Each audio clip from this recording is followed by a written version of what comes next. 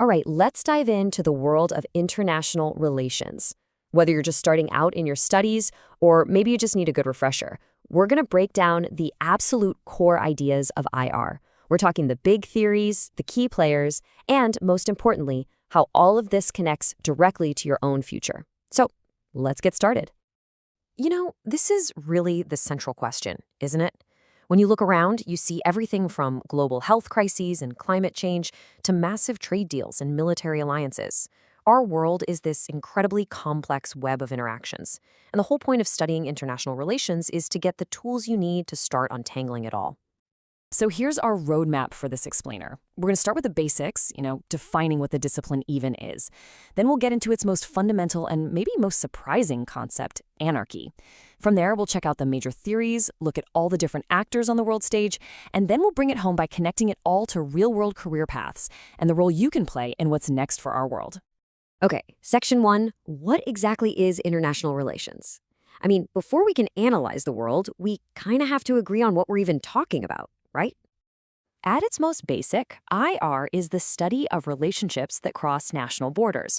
But, and this is a big but, it's moved way beyond just state-to-state diplomacy. Today, it's about this massive, sprawling network that includes powerful organizations like the United Nations, advocacy groups like Amnesty International, and, of course, global companies that can literally shape entire economies. And the discipline itself has a really fascinating origin story. So while you can trace the modern state system all the way back to 1648, IR as an academic field was literally born from the ashes of World War I. The sheer unbelievable devastation of that war created this urgent need to systematically figure out what causes war so that we could prevent another global catastrophe. And that history, that drive to prevent conflict, still fundamentally shapes what IR is all about.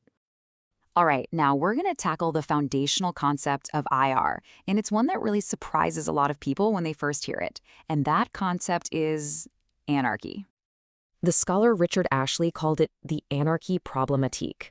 And that's a perfect phrase, really, because it gets right to the central puzzle of the discipline.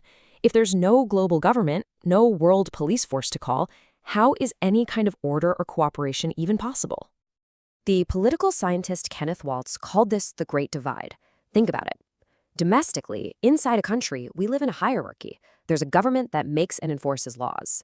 But internationally, the system is one of anarchy. Now, this is the crucial point. Anarchy does not mean chaos.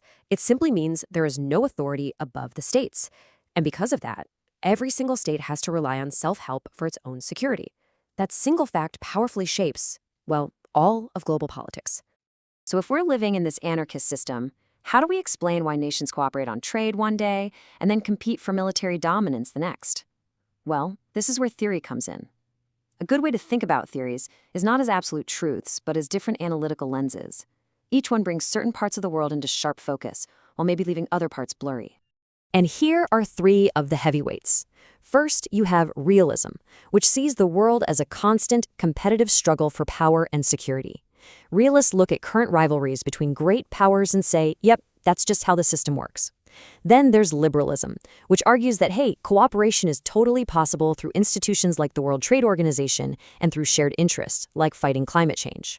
And finally, you have constructivism, which suggests our world is actually shaped by our ideas, that concepts like human rights only became important because enough people and states agreed that they should be. This famous quote from Alexander Wendt, who's considered one of the most influential IR scholars of the last few decades, captures that constructivist view perfectly. His whole point is that anarchy isn't some fixed physical reality. It's what states make of it. If states interact like friends and believe in shared norms, they can create a cooperative system. The rules of the game are really just based on the ideas that we all collectively believe in. So, as we've already hinted, while states are definitely still the main characters in this global story, the stage is getting pretty crowded. Modern IR recognizes a whole host of other influential actors that aren't states at all. You've got IGOs, which are organizations of states like the UN or the World Bank.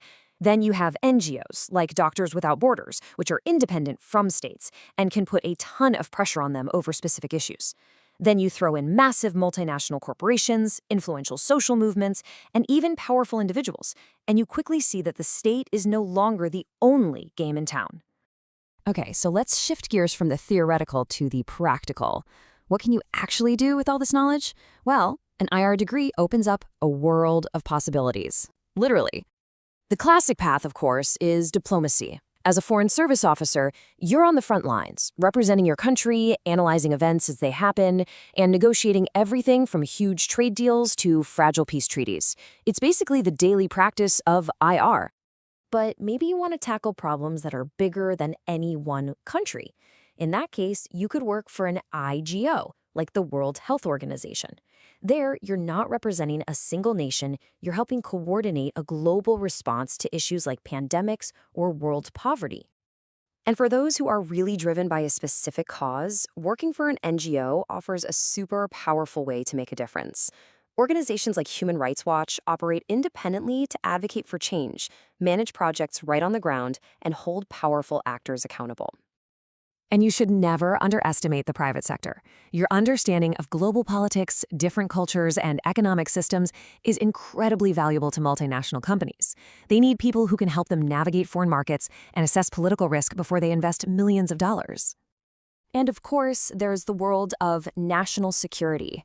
An IR degree gives you that critical context you need to analyze intelligence on global threats, everything from rival states to transnational terror groups, all with the goal of protecting national interests. So when you boil it all down, studying IR isn't just some academic exercise. It's preparation. It's about gaining the analytical tools you need to understand and, more importantly, to address the most critical challenges of our time. So we'll end with this question for you. The world is facing these enormous, interconnected problems that no single country can possibly solve alone. Understanding how this global system actually works, its flaws, its potential, its actors, its underlying theories, that's the first step toward making a real, tangible impact. The question now is, what are you going to do with that knowledge?